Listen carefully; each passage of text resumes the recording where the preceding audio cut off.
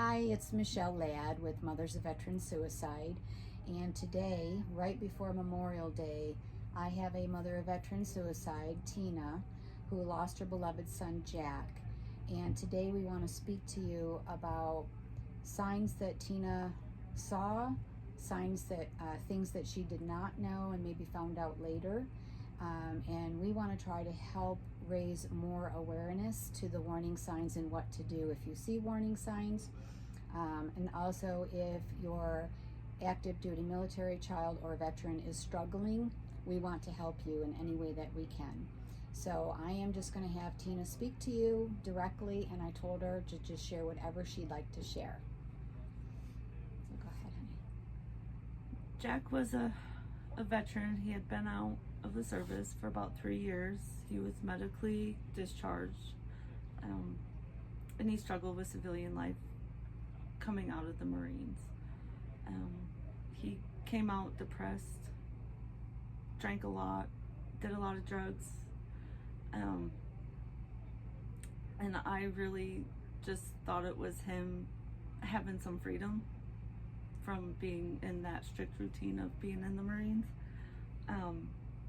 But looking back, I don't think that's what it was. I think he was masking and trying to cope with the release of service, and adjusting to civilian life.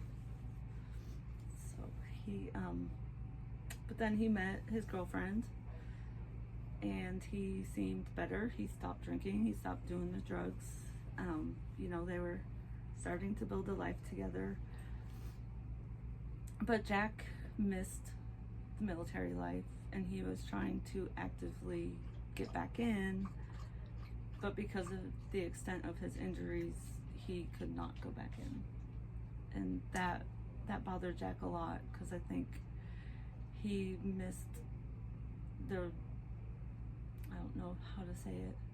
He missed the brotherhood, he missed the structure, the routines. He struggled.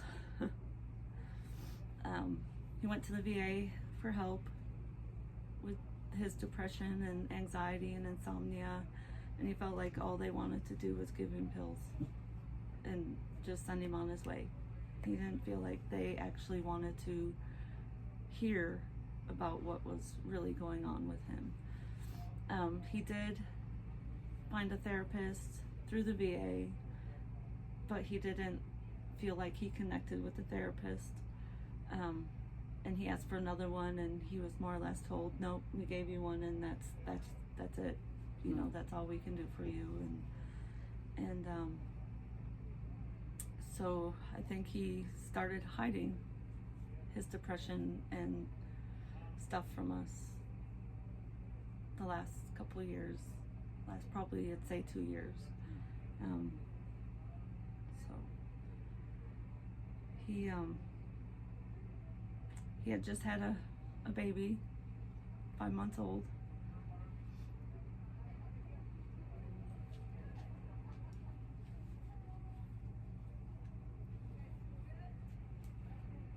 Nobody expected this.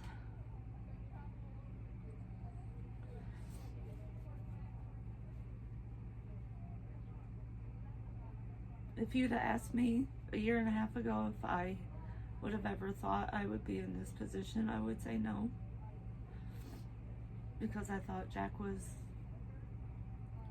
doing better with his girlfriend, expecting a baby, having a baby. He was so happy to be a dad.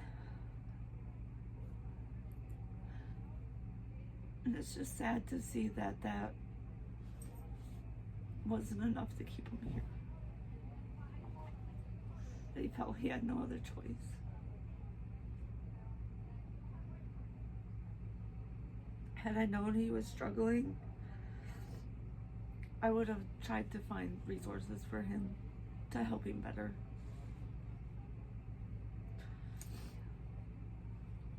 So you really, like so many, they just hold it in. So you really didn't see any signs? Not really, no. didn't want anybody to worry about him. So everything was always good. I'm good. Everything's good. Baby's good.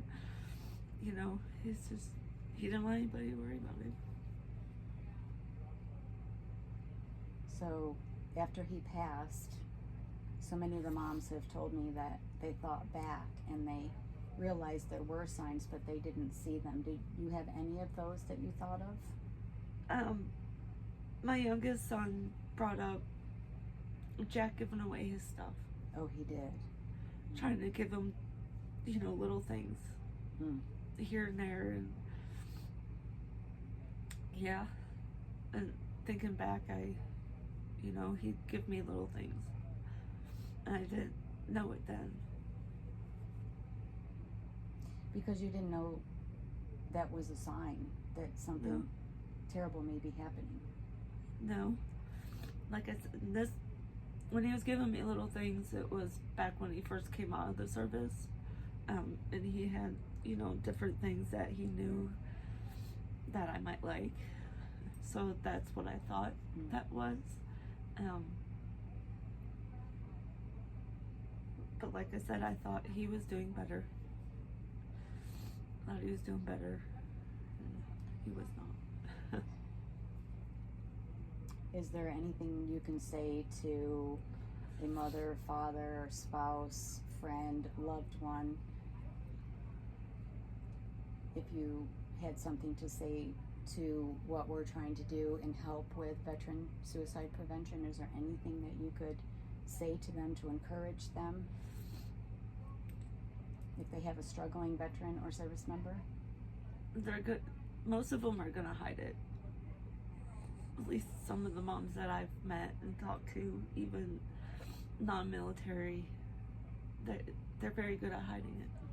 They're very good at hiding it and just trying to get them to talk. Jack wasn't a talker. He's like me. He wasn't a talker. You're doing good though, honey. Thank you. So it's just. So in this suicide prevention course, we want you to know that we can teach you as many signs as we know of and that we've heard in the experience of the mothers and the families and the veterans that we've met over the years.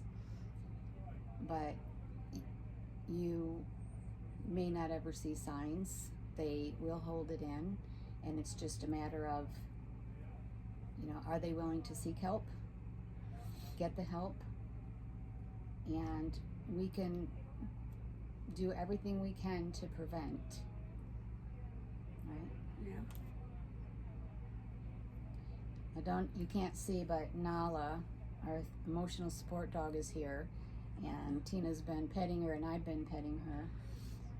But Tina, thank you. It is, you know, obviously not easy for a mother to share at all, and I would say that you're brave and you're strong, but I know I'm sitting here with you, I feel you, and I wish I could take it all away for you. It's a parent's worst nightmare. Because you love your child so much and you want to help them, and you couldn't. But you know it's not your fault. I know it's not my fault. So many moms say it's my fault, or I should have known, or the guilt is killing the mothers. Yeah. And I just have to keep telling you it's just not your fault, honey. It's not, but as a parent, you always have that guilt, and it doesn't go away. As much as you tell yourself it's not my fault, you know, there's always parent guilt. I should have done this better, you know, I should have done that better. And you can't make anything right after they're gone.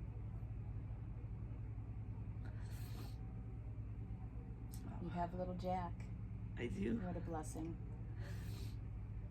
Yes, he is. Yes, he is. He is my hope. And Jack is how old now? 1.5 years. A year and a half. And the only time I feel at peace is when I get to spend time with him. So, and my youngest son. Spending time with those two is helpful. Well, I appreciate your bravery to sit and chat with me, and you're going to help me help others. Yeah, I want to. I know you do. So, thank you, honey. thank you for all you do for all of us. Oh, It's really a godsend that I found you guys. thank you, honey. I love you, Mama, so much, and you know I'm here for you. You can pick up the phone and call me. I love you so much. I know that. I love you too. Well, I hope this helped a little bit. We are going to raise awareness, and we're just going to keep sharing these stories. And please pray for Tina and her family. They need you now more than ever. So thank you all. God bless.